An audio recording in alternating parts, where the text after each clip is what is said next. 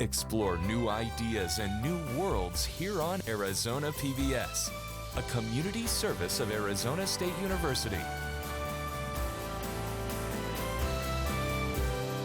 Arizona PBS programming is brought to you in part by the underwriting support of local businesses. Learn how you can support Arizona PBS and grow your own business by reaching viewers like you. Call 602-496-8664 or azpbs.org/underwriting.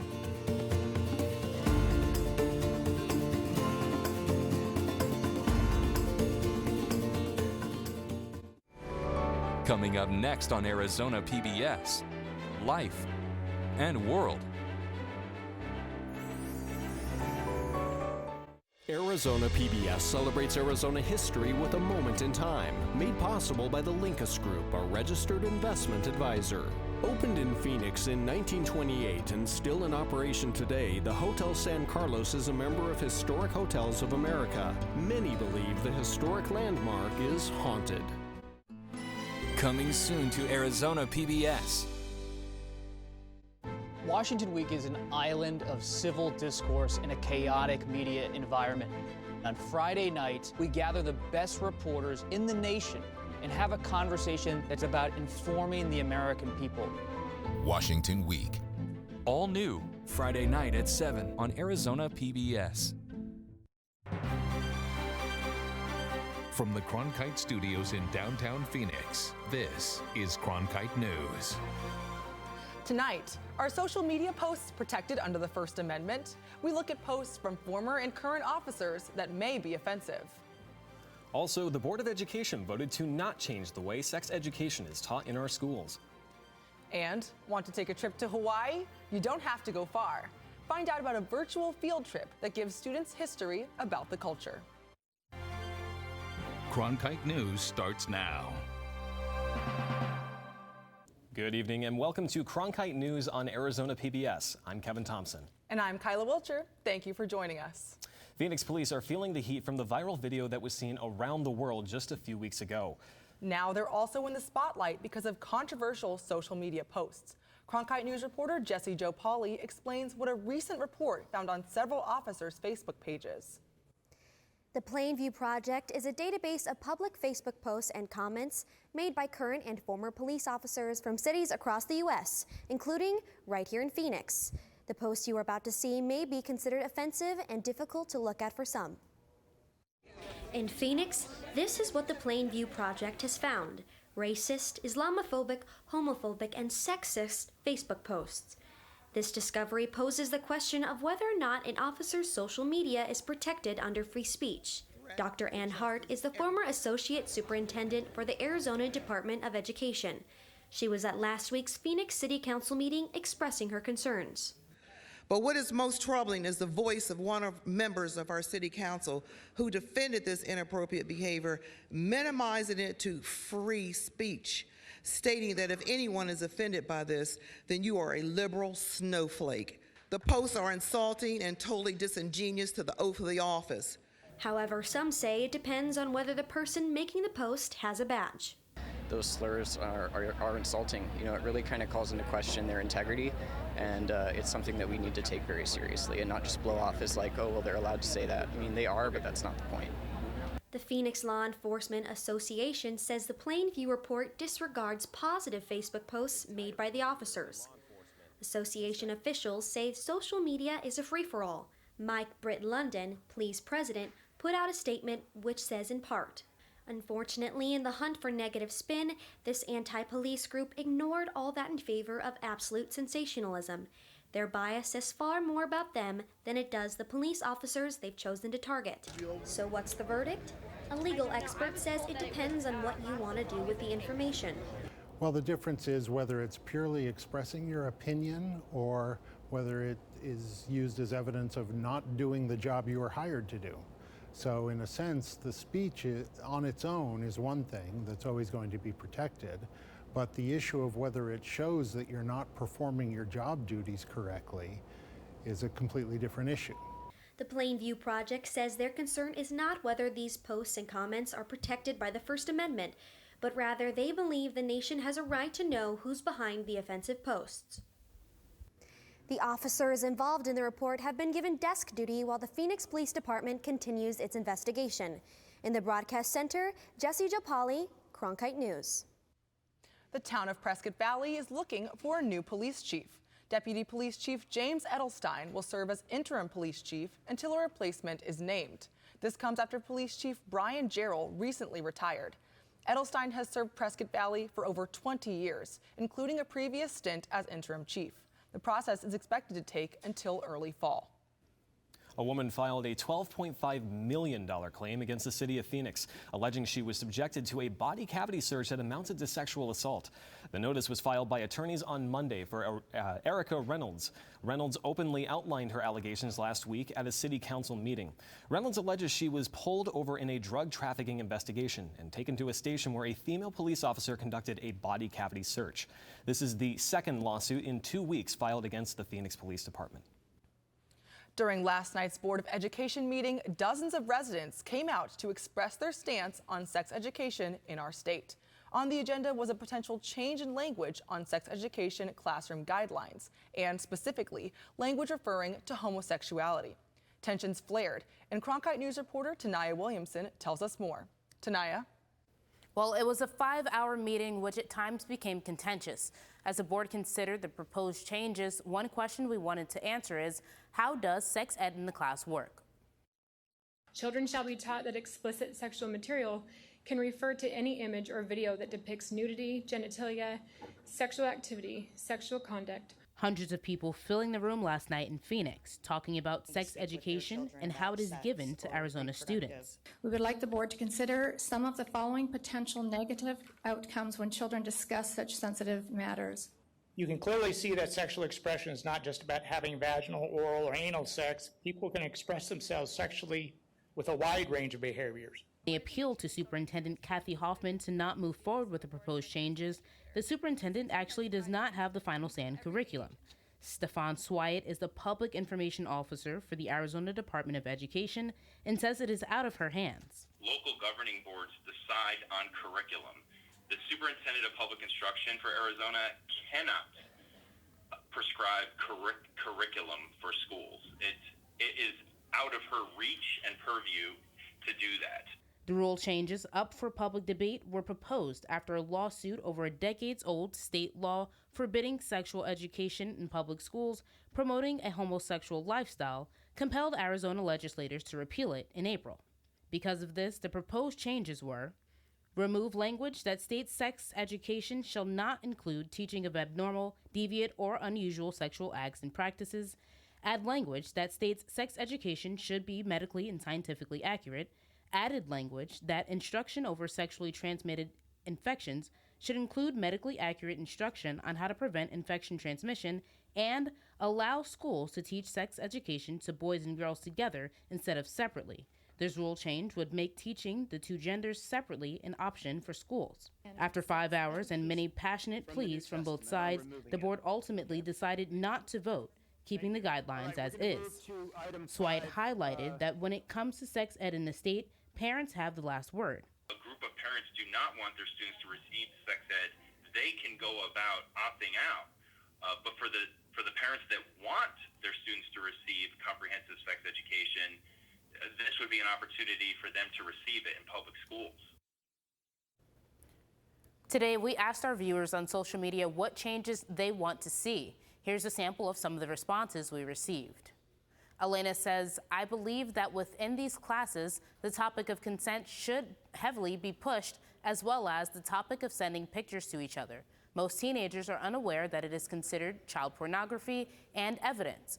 While Lorraine says, kids need to know what healthy relationships and good communication means. Effective sex ed means giving young people the tools necessary to make good decisions for themselves and empowering them. We have decades of evidence showing abstinence-only programs don't work. Follow Cronkite News on Twitter and Facebook to join the conversation. The acting commissioner of U.S. Customs and Border Protection says he is stepping down. John Sanders said he would resign on July 5th, following outrage over his agency's treatment of detained migrant children. More than 200 children were found in filthy conditions at a Border Patrol station near El Paso. Government officials say they've moved more than 100 kids back to a remote border facility. 6 children have died since late last year after being detained by CBP. Sanders pushed Congress to pass $4.5 billion in humanitarian funding. He says the deaths have impacted him profoundly. The House of Representatives will vote today on legislation to approve roughly $4.5 billion in aid for the growing crisis at the southern border. The White House, however, has issued a veto threat. Nancy Pelosi and House Democratic leadership have been working to resolve issues over the bill. The funding would help multiple agencies and help manage the crisis. They want the bill to focus on strengthening requirements for the care of migrants in government custody and set a time limit of 90 days for unaccompanied children to stay in temporary shelters.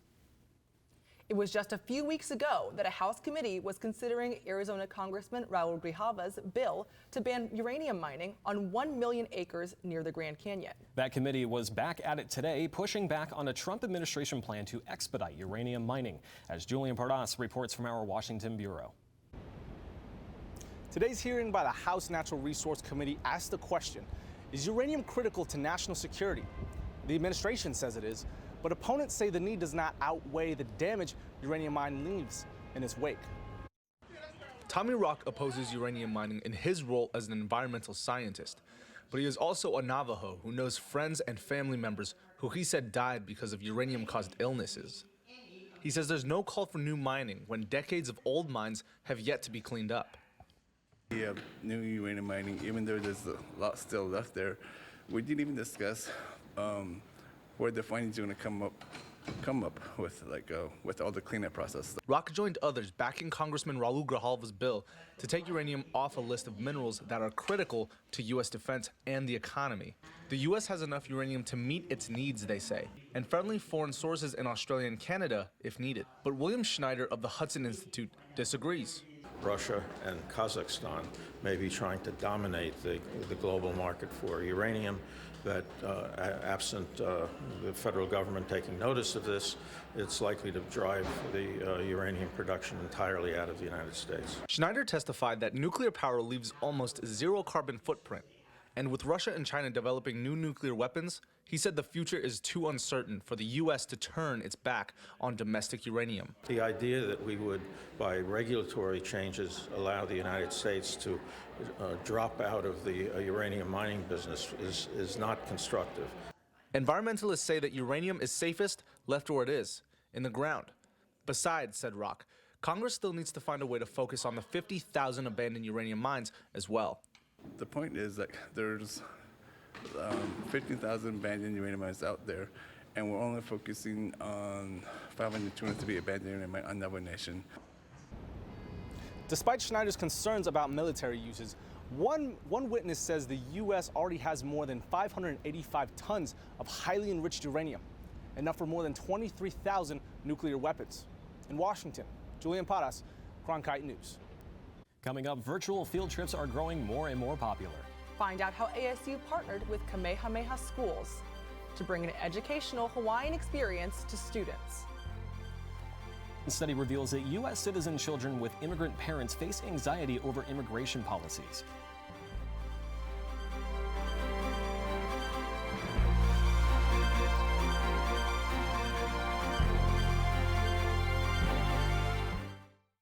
I'm Judy Woodruff, anchor and managing editor of the PBS NewsHour. The journalists of tomorrow face a fast-changing media landscape, but quality news remains vitally important to our communities, our country, and our world. At ASU's Walter Cronkite School of Journalism and Mass Communication, students learn solid, reliable reporting, holding the powerful accountable, and rebuilding the public's trust. The Cronkite School and Arizona PBS, preparing the next generation for a stronger future of journalism. With wildfires, a scarcity of water, and other environmental issues facing the Earth today, it's critical to stay up to date with local impacts of a changing climate. That's why we created Elemental, covering sustainability, a multimedia collaboration between public television and radio stations. From climate change to water conservation to renewable energy and much more, Elemental covers the latest in sustainability news. Find our stories on our website, elementalreports.com. There's now an easy way to visit unique places in Hawaii without leaving your home. Yeah, it turns out there's a new virtual field trip you can take. And as Cronkite News reporter Amanda Slee explains, it comes from a collaboration between an Arizona university and a private school in Hawaii. Kamehameha Schools teamed up with Arizona State University to create this virtual field trip where you can explore what are called special places in Hawaii. This immersive experience was created by integrating STEM and place-based education. This virtual experience was launched to help students in classrooms around the world learn about history, culture, and the environment of two sacred places in Hawaii. It's considered place-based education. Place-based education is very similar in many ways to what they call Aina-based education.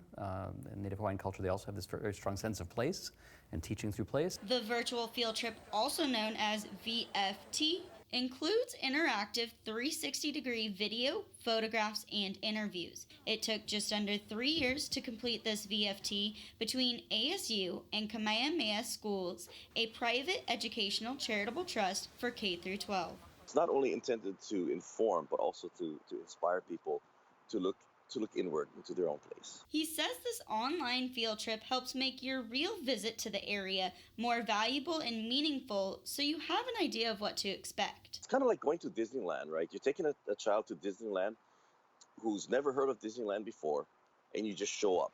They're going to have a great time. They're going to enjoy themselves. But if you start sharing with them about Disneyland, they start doing a little bit of searches on the web, talking to their friends about Disneyland, it builds up anticipation and their expectations on how to behave, what's going to be there, what they can look forward to. They have created 2 tours, one of a suburban spiritual significance and the other of a more remote area that would take a 1-mile hike over lava rocks and soft sand. It's kind of cool to see that people are trying to preserve these, the mo'olalos of Hawaii, and when you think about it, not a lot of people know them, so this is a good way for people to get to learn about it. And virtual field trips like this will continue being a way to help students learn about the world around them. Technology advances and we find ways to stimulate an education, and I see no reason to think that in 10 years, 20 years, students won't routinely be doing all sorts of virtual explorations. The virtual experience is meant to help students at Kamehameha Schools learn, but is open and available to anyone who wants to take the virtual tour. In the newsroom, Amanda Slee, Cronkite News. Thanks, Amanda. A new study led by University of California, Berkeley tracks the mental and physical health of U.S.-born children of Mexican and Central American migrants in California, specifically studying years before and after the 2016 election. Researchers asked 397 Latinx youth about their quality of their sleep and feelings of worry related to the consequences of U.S. immigration laws. Almost half of the youth reported experiencing anxiety as an effect of the policies that could impact their families. Researchers found that symptoms of anxiety were far higher after the 2016 election than before. Currently, the team of researchers is studying 18-year-olds to see if feelings of anxiety continued and whether this has impacted their academic performance.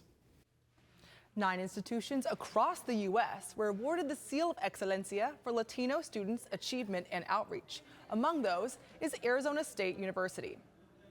Washington, D.C.-based program Excelencia in Education focuses on Latino student success.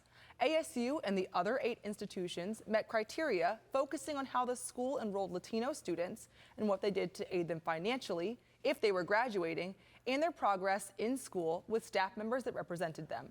ASU's president, Michael Crow, shared on Twitter the university's pride and honor for receiving the certificate. Coming up, the Woodbury wildfire affects not just people, but wildlife in the nearby area as well. We'll share how one nonprofit is trying to help orphaned animals get back into the wild next.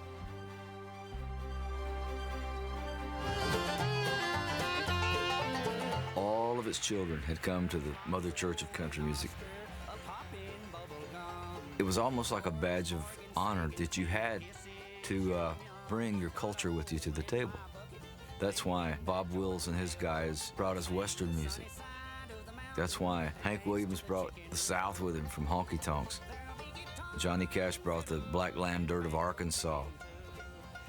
Bill Monroe brought music out of Kentucky, bluegrass music. Willie Nelson brought his poetry from Texas. Patsy Cline brought her heartache from Virginia. I mean, it was the most wonderful parade of sons and daughters of America that brought their hearts and their souls and their experiences, and it gave us a great era in country music.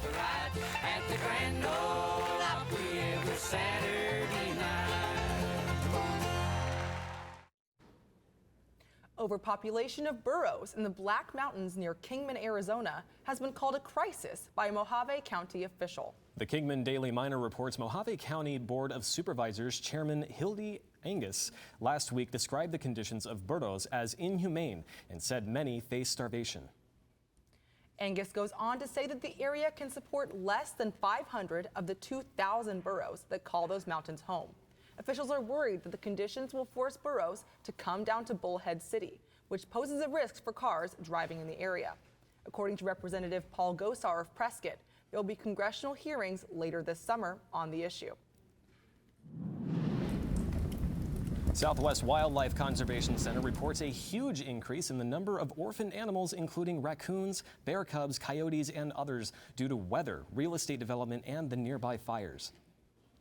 Jumping to over a 50% influx of these animals, many are in need of rehabilitation. SWCC founder and executive director Linda Searles says the animals have been forced out of their homes, and especially the babies end up lost and orphaned.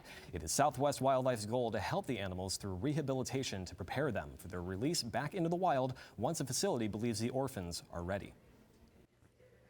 Residents evacuated late last week from the spread of the Woodbury fire can now go home. Gila County Sheriff J. Adams Shepard announced earlier today that the fire was nearly 50% contained after the wildfire burned over 115,000 acres. Last Thursday, residents were evacuated and asked to bring necessities with them while firefighters worked on controlling the fire. The highway between Payson and Globe has been reopened.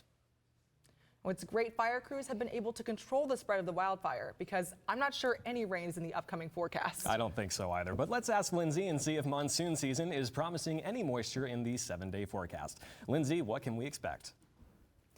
Thank you. 104 is what we're currently feeling here in Phoenix with a slight 15-mile-per-hour wind. The sun is shining. However, there's an unhealthy air quality advisory issued here in the valley, so sensitive groups should avoid going outside and doing heavy activities until tomorrow. But here's what we're looking at for the rest of the state. Up in the north, they're feeling those cooler temperatures, 82 in the Grand Canyon, 77 in Flagstaff, 88 in Sedona, and down in Tucson, they're in triple digits, sitting at 100 degrees. But over in Lake Havasu, they're at 99 degrees. Here's what we can expect into tonight. 100 by 7 p.m., the clouds will be lifting, down to 94 by 9 p.m. with clear skies, 89 by 11 p.m., and then down to 86 by midnight. As we move through the week, we can expect those temperatures to climb. 104 on Wednesday, 105 on Thursday, 107 on Friday, and into the weekend, those clouds will be rolling in, trapping in that heat, putting us at a scorching 110 degrees through the weekend, and our low of 85 through the weekend too. And back down to 109 on Monday and 108 on Tuesday. Live in the Weather Center, I'm Lindsay Amundsen. The National Hockey League's draft started yesterday. And for the Arizona Coyotes' first-round pick, the memory of getting selected was even more special sharing it with his father. That story, next.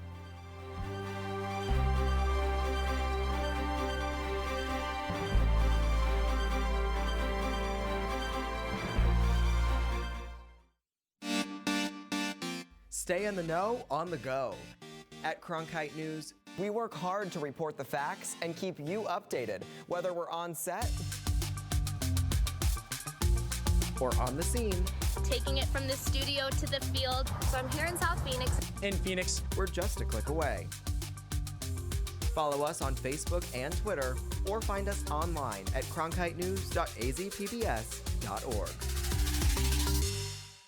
I'm Matt Berry, ESPN Sports Center anchor and graduate of ASU's Walter Cronkite School of Journalism and Mass Communication.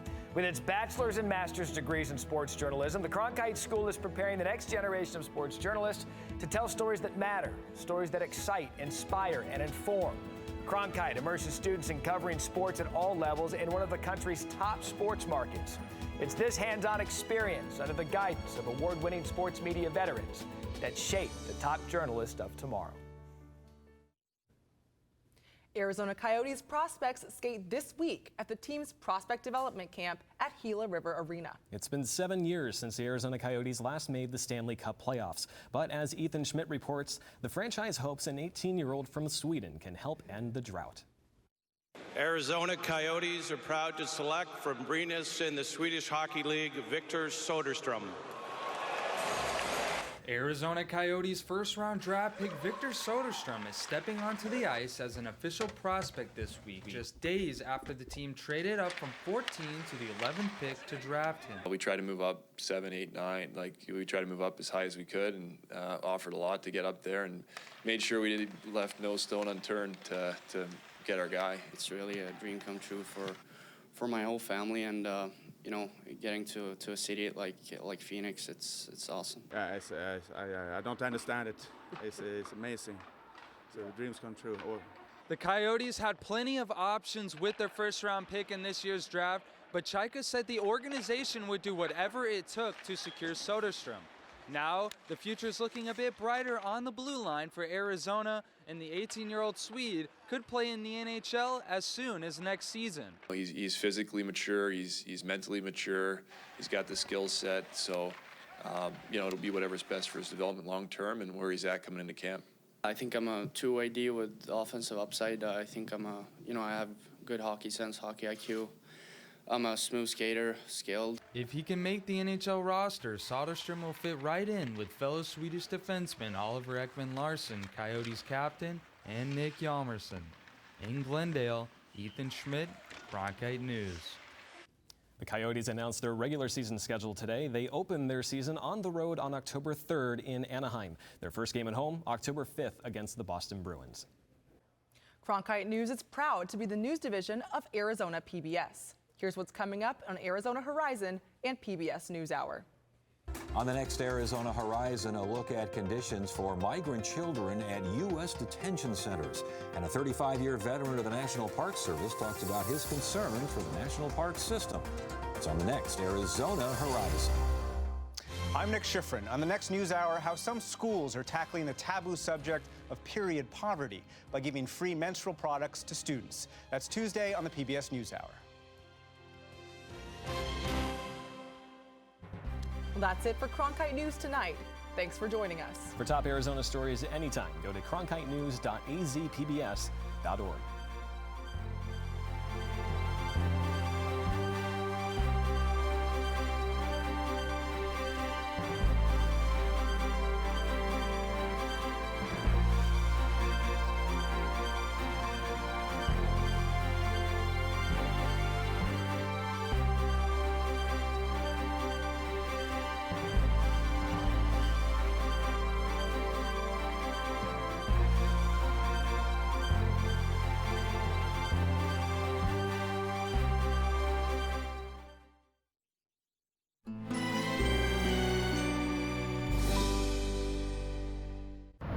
In April 1989, it began as a peaceful student protest. We just want China to be better. But it turned into a battle for the soul of a nation. The government took the worst of all options. Now, secret documents and eyewitness